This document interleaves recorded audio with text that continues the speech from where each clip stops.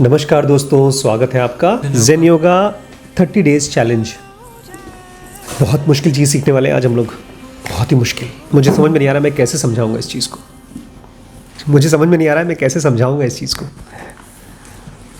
आज मैं समझाने वाला हूँ what is spiritual evolution. Cleansing of vasanas हमने लास्ट पढ़ा था कि जब टेम्पेस्ट आपकी लाइफ में आता है, टेम्पेस्ट मतलब जब आपके ब्रेन में चालू हो जाए ये चीज़ नहीं, टेम्पेस्ट मतलब अंदरी तूफान, समुद्री तूफान जो ब्रेन के अंदर चल रहा है। वो तो सी क्वेक है ना, समुद्र का सी क्वेक, उसी को टेम्पेस्ट बोलते हैं। हमारे सी क्वेक तो समुद्री तूफान है, लेकिन टेम्पेस्ट मतलब ये साइकिक टेम्पेस्ट, हमारे अंदर का तूफान। 24 घंटे मेरे अंदर तूफान चलता रहता है कि क्या है, क्या है, क्या है, कैसे है, हर चीज़ के बारे में। आपने तो कल ये बताया था साइकिक टेम्पेस्ट में कि उसको जानने की इतनी इच्छा रहती है कि वो चेक करता है। आपने जैसे कहा अपने एंकर के बारे में बताया था कि आप कोई चीज़ को देखते हैं तो वो +i -i +e +s Very good. है। आपने बताया था सेज के बारे में, लेकिन टेम्पेस्ट मतलब सही कहा आपने, वॉयलेंट स्टॉर्म होता है। और ये आपने उसको बताने के लिए क्या था वो मंथन, भूल गया मैं, समुद्र मंथन। समुद्र मंथन, उसके बारे में आपने बताया था। समुद्र मंथन, ये टेम्पेस्ट मतलब वॉयलेंट स्टॉर्म होता है। फिर से समझाता हूँ, समझिए। साइकिक टेम्पेस्ट मतलब अंदर के मन का तूफान। इसको ऐसे मान के चलिए कि आपने ज़ेनोगा पढ़ा या मेरी वीडियो देखी और आपके मन में झटका लग गया। एक बार ऐसा हुआ, एक आदमी बिजनेसमैन था, बहुत बड़ा बिजनेसमैन। उसका बेटा एकदम आवारा, कुछ काम धाम नहीं करता था। ये बहुत अमीर आदमी, व्यापारी, पुराने ज़माने में व्यापारी बोलते थे, बिजनेसमैन नहीं बोलते थे, एंटरप्रेन्योर नहीं बोलते थे। तो अब ज़माने में बिलियनर्स होते हैं। उसको लगा थोड़ा बहुत बुद्ध के पास जाएगा, ज्ञानवान की बात समझेगा तो कुछ सुधर जाएगा। तो बोला जाओ, बुद्ध आए हैं, बहुत बड़े महात्मा, उनकी बातें सुनकर आओ। वो एक बार गया, एक दिन के लिए, बोर सा हुआ, लेकिन कुछ इंटरेस्टिंग लगा उसको। फिर दूसरे दिन गया, तीसरे दिन गया। उसके बाप ने सोचा यार बड़ी अच्छी बात है, कुछ सीख तो रहा है। फालतू की चीज़ करता था, अब दोस्तों के साथ हुड़दंग करता था, दारू बीड़ी और सिगरेट पीता था। सिगरेट तो होते नहीं थे, वो दारू पीता था उसमें। अब इंटरेस्टेड हो गया। अब भाई साहब रोज़ जाना शुरू कर दिए। अब रोज़ जा रहे हैं और एक दिन आए मुंडी चंडोला करके, मैं भिक्षु बन गया हूँ। उसके बाप ने सर पकड़ा, ये क्या हो गया। वो चाहते थे समझदार बने, बट इतना भी समझदार न बन जाए कि भिक्षु ही बन जाए, घर का देखभाल करे, बिजनेस चलाए।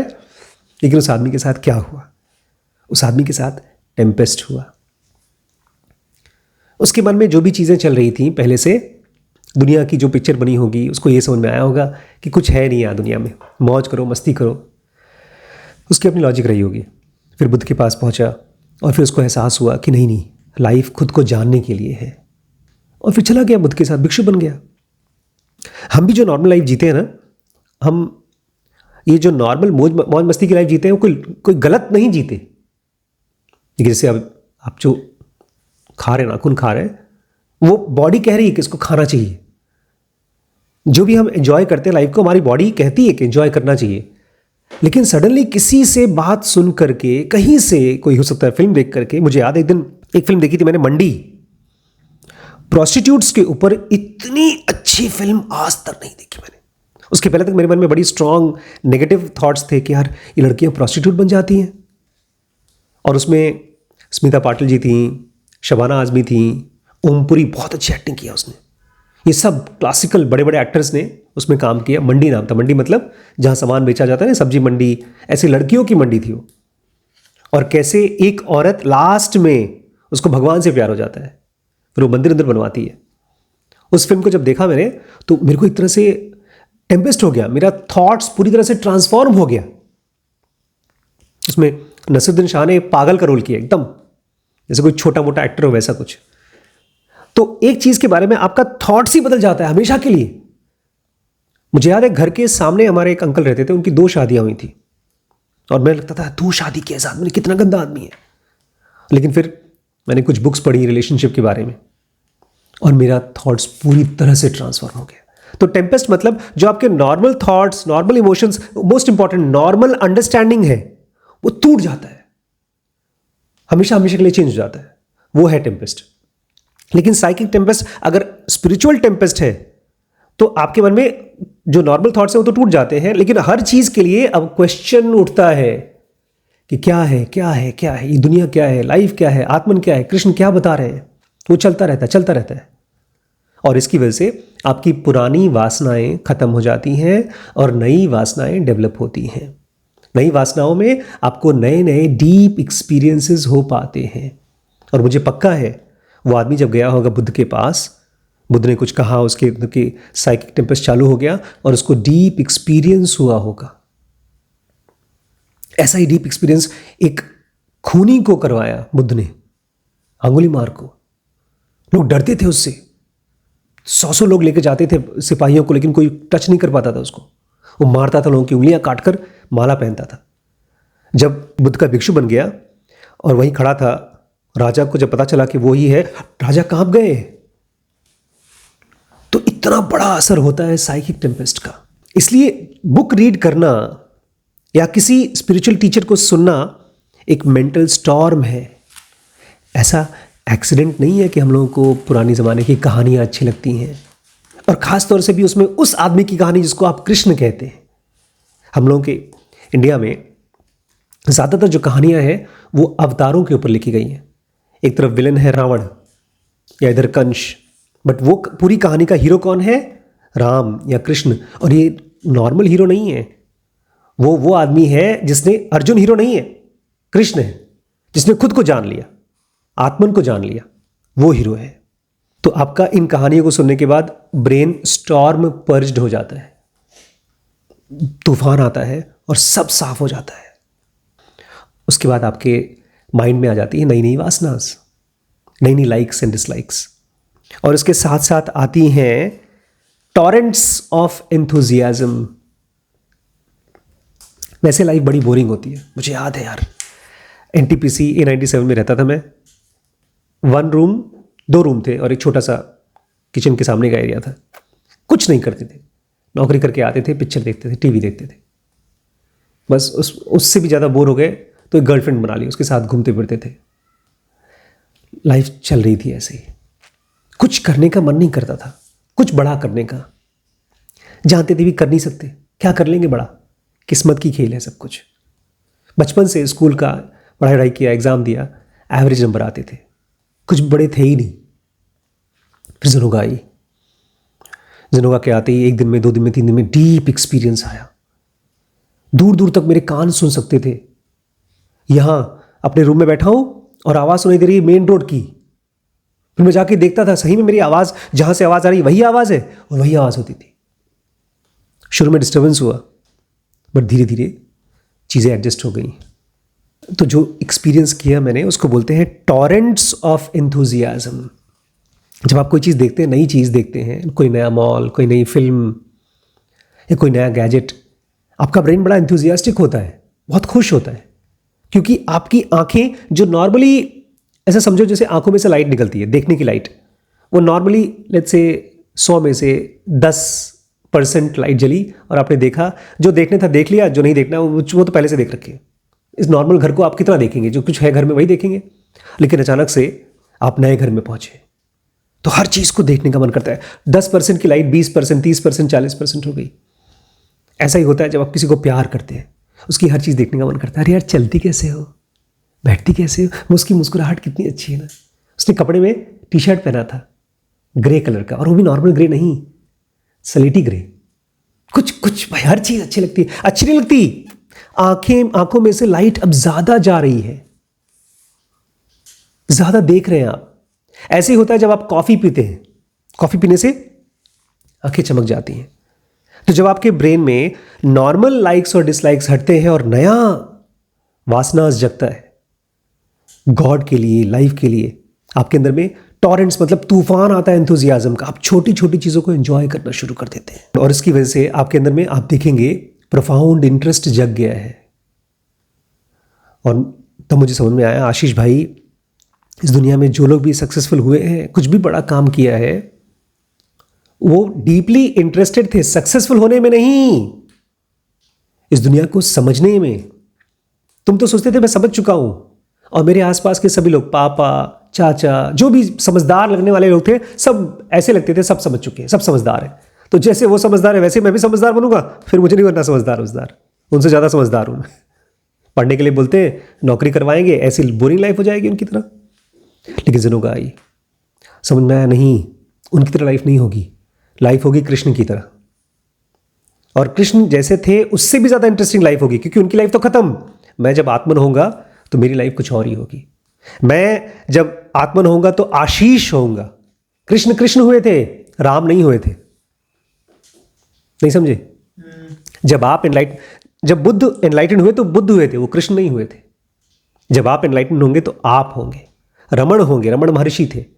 आप होंगे गरिमा महासाध्वी, वैभव महर्षि और श्रीश महायोगी। और फिर आप अपने अर्जुनों को दीक्षा देंगे, शिक्षा देंगे, ज्ञान देंगे। लेकिन वो कहाँ से आएगा? आपके डीप इंटरेस्ट से, प्रोफाउंड इंटरेस्ट से। बिकॉज आप बहुत डीपली इंटरेस्टेड हैं उस चीज़ को जानने के लिए जिसको कृष्ण ने एक्सपीरियंस किया था। लेकिन इसके पीछे एक थोड़ा सा शर्त है, सहर जी का एक थोड़ा सा डिमांड है आपसे। Dare to be brave. उसके लिए आपको क्या होना पड़ेगा? ब्रेव होना पड़ेगा, हिम्मती होना पड़ेगा। सहर जी कहते हैं थोड़ा सा इनविटेशन दो अपने लाइफ में पेप का। पी पेप। पेप जानते हैं क्या होता है? एनर्जी। टेम्पेस्ट को लाओ और अपने अंदर में कुछ एनर्जी आने दो। कभी कभी ऐसा होता है कि हम बोर्ड होते हैं, कुछ करने का मन नहीं करता, लेकिन एक्चुअली वो बोर्डम नहीं है, वो लॉस ऑफ एनर्जी है। माइंड ने सक कर लिया। हो सकता है स्कूल में डांट पड़ी, कोई ऐसी हरकत करती कि घर पे चिंता हो रही कि पता चल जाएगा तो क्या होगा। तो मन सोच नहीं पाता, सोचता रहता है, सोचते और फील करते थक जाता है, तब हेडेक होता है। सोच नहीं पाता, एनर्जी से खाली हो जाता है। तो नया एनर्जी कहां से लेकर आए? Through Tempest. अपने आप से बोलो, मैं क्या सोच रहा हूं? जो कुछ भी मेरी प्रॉब्लम है वो प्रॉब्लम नहीं है। मैं यही रिम्पी को बोला था, हम जब बॉम्बे गए मैंने मम्मी से बोला, यार हम लोग कैसे घर में आके रुके? वो जो लेडी थी जिसके घर में शराब और इस तरह की चीज़ें चल रही हैं, ऐसे घर में रुके हम। मुझे बड़ा ख़राब लग रहा था कि मैंने अपनी वाइफ को ऐसे घर में लेकर गया। इससे अच्छा होटल में ले जा सकते थे। लेकिन फिर मुझे याद है बुकिंग तो मम्मी ने की थी। हम दुखी होते हैं लेकिन खोजते हैं वजह बगल में। मैं तो जब किसी को कुछ देता हूं तो मान लेता हूं गया, अब नहीं मिलने वाला। जब भी हमारे लाइफ में एनर्जी की कमी होती है तो इसलिए होती है क्योंकि हमारी लाइफ में पेप नहीं है, एनर्जी नहीं है, लॉस ऑफ एनर्जी अंदर होती है। मैं बंबई जा रहा था, नहीं बंबई से इलाहाबाद आ रहा था, बहुत खुश था मैं। वहां पर कुछ बहुत बड़ा इवेंट होने वाला था जिसमें मैं बहुत खुश था। नहीं, मैं गाजियाबाद से इलाहाबाद आ रहा था और शादी वादी की तैयारी चल रही थी, मेरी शादी होने वाली, बहुत खुश था। मैंने सीट बुक की थी, बर्थ, और मेरे बगल में एक आदमी आके बैठ गया। मैंने कहा बैठ भाई बैठ। तो उसके बगल में एक औरत आके बैठ गई। मैंने कहा तू भी बैठ, कोई दिक्कत नहीं, मैं बहुत खुश हूँ। उसका बच्चा भी था। मैंने कहा हाँ ठीक है। फिर बोलती है इसको सुला दो बगल में। मैंने कहा हाँ। पूरी बर्थ पे वो लोग सो गए, मैं उठ के बगल में चला गया, नीचे दरी बिछा के सो गया। खुश था मैं। जब आपकी अंदर में एनर्जी होती है ना, किसी भी वजह से एनर्जी होती है, तो आपको कोई चिंता विंता नहीं होती है। आप देते रहते हो। एनर्जी अंदर से आती है, बाहर से नहीं। इसलिए सहर जी कह रहे हैं invite some pep into your life through tempest. जब आप किसी चीज़ में डीपली इंटरेस्टेड होते हो, उस समय मैं डीपली इंटरेस्टेड था अपनी शादी में, उसके थॉट्स में। अब मैं डीपली इंटरेस्टेड होता हूं अपनी जो भी सीरीज बना रहा हूं या आप लोगों में जो कुछ भी हो रहा है। सहर जी कह रहे हैं forget security, it is the weltanschauung of a mouse. Weltanschauung of the mouse. Weltanschauung क्या होता है जी? मस्त नया वर्ड है ये, वेल्टानशुएंग ऑफ द माउस। चूहे की दिमाग, इसको बोलते हैं ऑर्थोडॉक्स, जैसे तुम लोगों की जब शादी होगी तो भैया मैं दहेज लूंगा। ये क्या है? वेल्टेंशुएंग ऑफ द माउस। छोटी सोच, बहुत छोटी सोच है। अगर आप सिक्योरिटी खोजते हो, अपने आप को बचाने की कोशिश करते हो डेथ से या किसी भी तरह की एक्सीडेंट से। बॉम्बे में मैंने फिर बड़ी मम्मी को बोला, मैंने कहा रिम्पी तुम्हें मैं ऐसी जगह ले आया, तो मुझे लगता है मैं बॉम्बे में तुम्हें, तो बोलती है तो मैंने बुक किया, और दूसरी बात मैं बोर कैसे हो जाऊंगी। वो आदमी मुझसे मिलने आया जो केबीसी जीत करके 25 लाख वाला मेरे पास आदमी आया, मतलब वो लोग मिलने आए, तो कैसे मैं बोर हो जाऊंगी। बड़ी एक्साइटिंग लाइफ थी। बट मेरे को ये चीज़ समझ में आया, every situation you reach, every situation you go into, it is life sending you some kind of lesson. किसी को भी मिलते हैं आप, आपका एक्सीडेंट होता है, आप कंफ्यूज होते हैं, आप बहुत दुखी होते हैं, कुछ भी आपके साथ होता है अच्छा या बुरा, असल में वो एक लाइब्रेरी, दुनिया को एक लाइब्रेरी मान लीजिए और उसको, आपकी कंडीशन को एक बुक मान लीजिए। लाइफ ने आपको भेजा है कुछ सिखाने के लिए। ऑब्जर्व करिए उसको। किसी भी सिचुएशन से अपने आप को बचाने की कोशिश मत करिए। जबरदस्ती किसी एक्सीडेंट में डालिए मत, लेकिन किसी सिचुएशन में फंस जाते हैं तो उसको एज ए टीचर लीजिए। अपने मेंटली वेल्टेंशुएंग ऑफ द माउस में मत डालिए। छोटी सोच, छोटी सोच मतलब भगवान मेरे साथ ही हमेशा बुरा करता है, भगवान मुझसे बहुत नाराज है। भगवान का किसी से कोई दुश्मनी नहीं है। अगर भगवान को दुश्मनी बनना तुमसे दुश्मनी करनी होगी।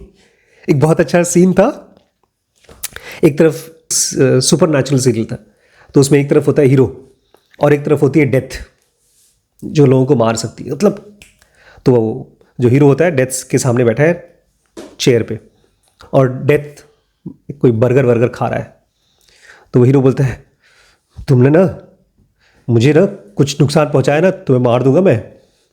तो डेथ बोलता है ये बर्गर देख रहे हो, इस बर्गर में जितने बैक्टीरियाज है ना, तुम्हारी औकात मेरे लिए उस बैक्टीरिया के बराबर है, तुम मुझे मारोगे। और उसको दिखाते भी हैं, जब डेथ आती है रेस्टोरेंट में, जो भी इंसान उस डेथ को टच करता है ठाए ठाए ठाए ठाए मरते जाते हैं सब। उसके पीछे आवाज भी है, oh death.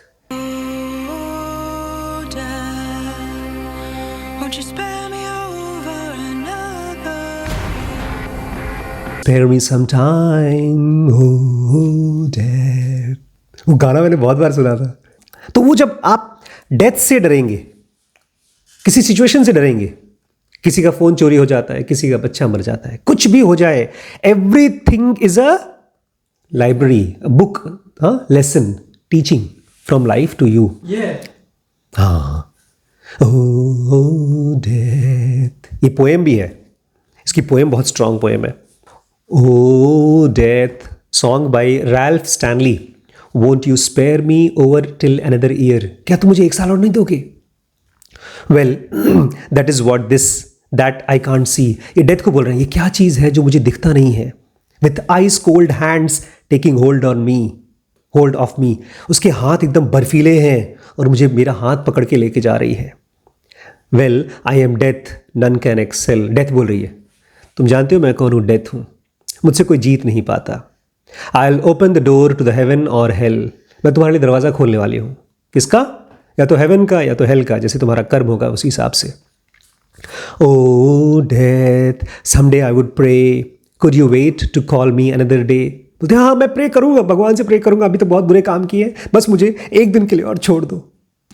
Children prayed, the preacher preached, time and mercy is out of your reach। बोलते हैं प्रेयर बच्चों ने किया, खूब प्रीचर लोगों ने प्रीच भी किया, लेकिन अब टाइम तुम्हारे पास नहीं है।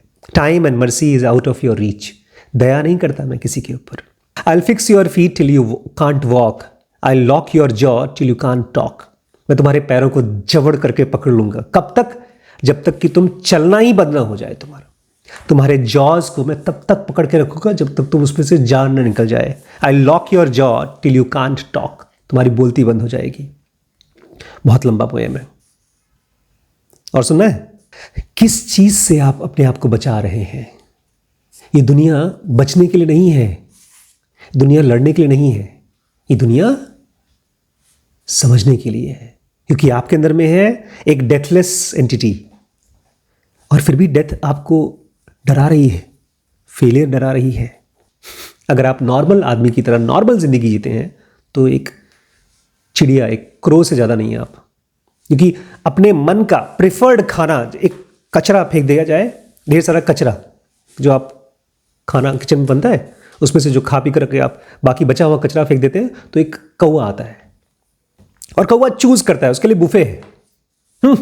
आज मैं खाऊंगा पनीर सड़ा हुआ और थोड़ा सा बासी रोटी, कभी कभी ताज़ी भी होती है, फेंक दी जाती है। तो जैसे एक कौवा बुफे खा रहा है, ऐसे एक आदमी भी बुफे खाता है। 100 साल तक खाना खाओ और मर जाओ, अपने मन का खाओ, अपने मन का जियो, उसके बाद मर जाओ। तो तुम्हारी जिंदगी एक कौवे से ज्यादा नहीं है। 2 तरह की जिंदगी जी सकते हैं, या तो डम्ब ड्रिवन कैटल की तरह, भेड़ बकरी की तरह। उसको चलाता कौन है? पीछे से चराने वाला डंडे से मारता है। बेचारे कैटल्स डम्ब होते हैं, जहां जहां मार मार के उसको हाँकेगा उसका मालिक, वहीं जाएगा। या तो वो हो सकते हैं आप। और हाँकता कौन है आपको? आपकी बीमारी, आपके लालच और अल्टीमेटली आपकी डेथ। इसके बजाय दूसरी चीज कर सकते हैं आप। ये लाइफ है और यहां पर आपका सामना होने वाला है डेथ से। उसके लिए तैयारी करिए। जब अर्जुन से कृष्ण कहते हैं कि आत्मन आत्मन आत्मन को स्टडी करो, मारो लेकिन आत्मन को स्टडी करो, समझो, तो उसको डेथ की तैयारी करवा रहे हैं। जब हम जनोगा एडवांस पढ़ते हैं तो किसकी तैयारी करते हैं? डेथ की तैयारी करते हैं। लोग सोचते हैं, लोग बड़े समझदार होते हैं, तो सोचते हैं बस गरीबी दूर कर ले, पैसा रुपया आ जाए, मौत खत्म। सही में लोग यही सोचते हैं। लोग सोचते भी नहीं डेथ के बारे में। लोग एक सिक्योर लाइफ जीते हैं और सिक्योरिटी के बाद वो भूल जाते हैं कि डेथ आने वाली है। और जितना एक कंफर्टेबल लाइफ जीते हैं उतना ही दूरी हो जाती है उनकी। इसलिए लोग कहते हैं सबसे अच्छा टीचर है पेन। इसलिए बुद्ध जैसे लोग क्या करते हैं? दे लिव किंगडम्स, और एनलाइटन होने के बाद भी राजा की लाइफ नहीं जीते हैं, भिक्षु की लाइफ जीते हैं। और बड़े बड़े राजा महाराजाओं को भिक्षु बनाकर जलाते हैं। क्यों पता है? ताकि लाइफ की टॉर्चर्स को, इनसिक्योरिटीज को फेस टू फेस देख सकें। क्योंकि आप जब प्लेजर में रहते हैं ना, पता है आज की जनरेशन के साथ क्या हुआ है? हमारे साथ ऐसा नहीं था।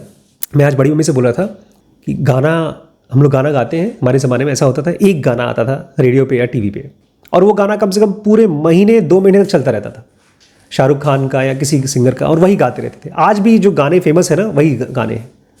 लेकिन उस ज़माने में पूरे साल भर में 20 या 25 फिल्में बनती थी और वही हिट हो जाती थी, चलते थे वही सब। आज तो एक फिल्म आई, एक दिन थिएटर में रही, ख़त्म, और उसका भी असर ख़त्म हो जाता है छोटे छोटे शॉर्ट वीडियोस से। हम लोग नेक्स्ट वीडियो के बारे में बात करते रहते हैं। आजकल की दुनिया में पिछले 50-100 सालों से ऐसा हो गया है कि हमने लोगों को मरते हुए देखना सीख लिया है। रियल डेथ तो देखते नहीं हम लोग, बहुत कम दिखाई देती। देखा है कभी रोड पर देखा है किसी को मरते हुए, अर्थी जाते हुए देखी किसी? बहुत कम दिखते हैं। जब अर्थी देखते हैं तो डर सा लगता है, बड़ा दुख सा लगता है। लेकिन हमको उससे भी हम बच गए। हम एक तरह से रेजिस्टेंट हो गए। पता है कैसे? हमने बहुत सारी डेथ्स देखी है। कहाँ? फिल्मों में। अरे लोग बहुत मरते हैं यार, हमको कोई फर्क नहीं पड़ता। लेकिन जब आप रियल डेथ देखते हैं, रियल गरीबी देखते हैं, रियल वन, तब आप फेस टू फेस आते हैं लाइफ की रियलिटी से। लाइफ की रियलिटी हमको टच नहीं कर पाती क्योंकि हमारे पास बहुत कंफर्टेबल एयर कंडीशन है, टेस्टी खाना है। हम लोगों को लगता है जब इतना परफेक्ट 5 स्टार लाइफ बना लेते हैं तो हम सिक्योर हो गए। सैर जी कह रहे हैं, जनोगा कह रही है, पूरी लाइफ एक चैलेंज है और तुम सोच रहे हो कि तुम उस चैलेंज को बाईपास कर सकते हो बस एक कंफर्टेबल लाइफ बना करके। How stupid, how childish.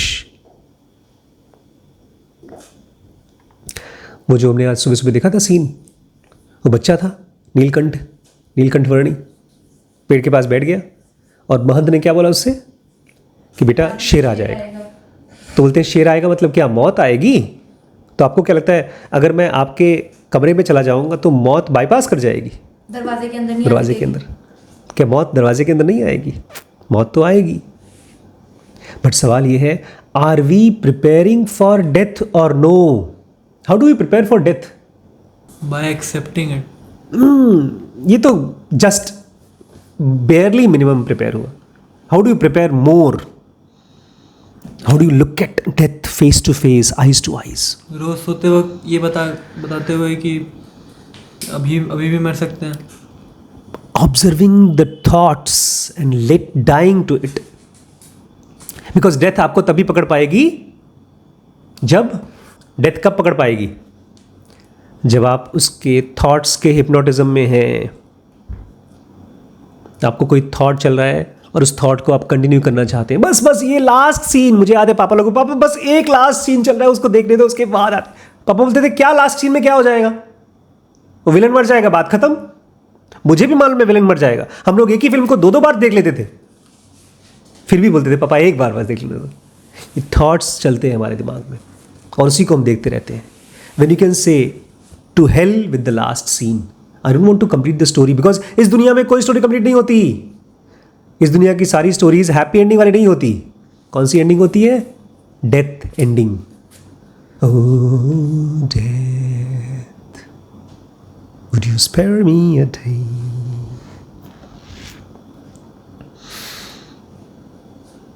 समझ में आया? You have to learn to put some pep into your life. Energy डालनी पड़ेगी. अभी जो आप लोग हैं ना, ऐसा लगता है 3 मेरे पास मोबाइल पड़े हैं और तीनों की बैटरी लाल है. जरा सी एनर्जी है. किसके लिए? बस एक मोबाइल देखते तो मुझको. पापा प्लीज मर जाऊंगा, मेरी ऑक्सीजन, मेरा सिलेंडर दे दो. क्या मोबाइल? पापा मेरी शादी ना कराओ, बस मुझे मोबाइल दे दो. अगर मान लीजिए कोई साधु डेथ के लिए प्रिपेयर है, वो इनलाइटेंड हो चुका है, तब वो पहले एक्सपीरियंस को करता है डेथ, पर तो उसके लिए फिर रियल डेथ कैसे हो? वो पहले एक्सपीरियंस कर लेता है death. Very good question, very good question. रबड़ महर्षि को जब डेथ आया तो सब रो रहे थे.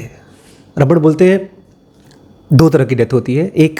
एक निर्वाण, बुद्ध ने भी यही चीज़ बोला था. एक निर्वाण होता है जिसमें कि आप मर चुके हैं, आप बॉडी को छोड़ के जाते हैं और वापस आ जाते हैं, बहुत बार कर सकते हैं.